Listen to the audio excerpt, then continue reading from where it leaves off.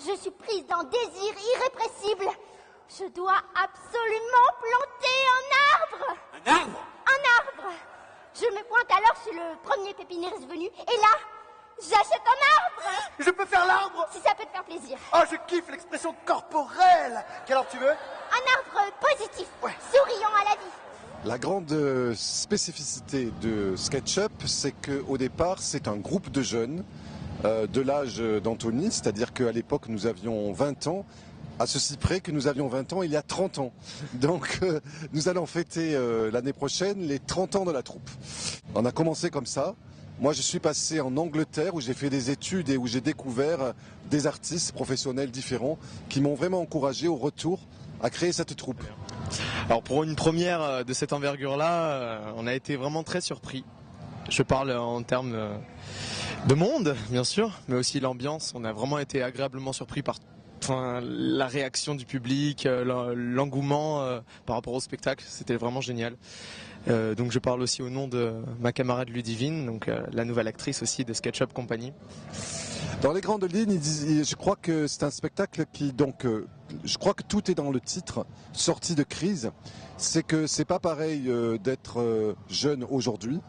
La jeunesse aujourd'hui a des défis énormes et ces défis, ça vaut la peine d'en parler, ça vaut la peine de lui donner la parole à ce sujet. Mamie, arrête, c'est juste une copine.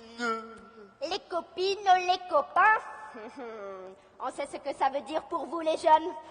C'est le grand flou. Et quand c'est flou, c'est qu'il y a le loup. Donc ce soir, nous avons assisté à un spectacle de théâtre très intéressant puisqu'il y avait différentes scènes et chaque scène faisait passer un certain message, une morale, et à la fin de chaque scène, il y avait une chanson qui était raccordée à cette morale.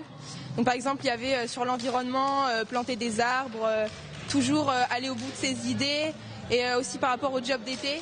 Oui, ça m'a personnellement touchée parce que c'est super difficile de trouver un job d'été, tout ça. Et, donc voilà, c'était bien sympa, on s'est reconnus dehors.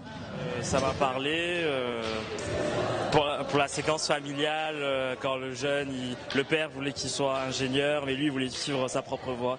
Car cette situation est reflétée dans certaines familles, par exemple dans la mienne, en tant qu'exemple personnel. Tout ce qui s'est passé, le recyclage, l'écologie, l'environnement, c'est des choses d'une part que voilà, donc on a pris une prise de conscience là ici maintenant.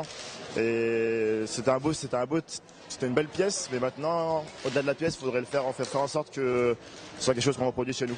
Ce que je like le plus chez toi, papy, c'est que quand je ramène ma fraise avec mes petits soucis, toi t'as toujours la pêche, la banane, la patate. T'as un panier de fruits et légumes à toi tout seul. Ah, c'est sûr que moi, hamburger frites coca, c'est pas ma nature, c'est pas ma culture.